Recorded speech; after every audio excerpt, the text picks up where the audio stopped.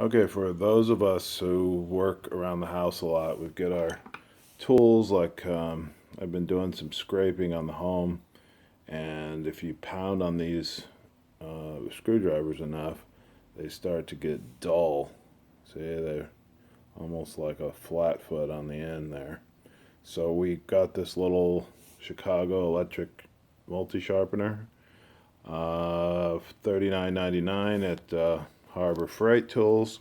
It's got a little yellow button back here. I know where it is, so I'll just go ahead and push it, but that's your on button. It's fairly quiet. Got a little ramp here. This is for specifically for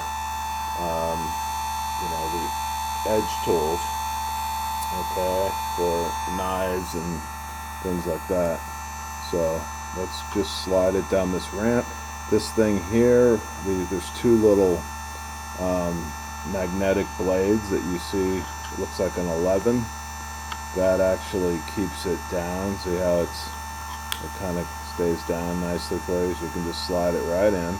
And the wheel's right underneath here, and you'll see some sparks. Don't be surprised. It's perfectly normal. Just tap it down, see? And that's sharpening the edge.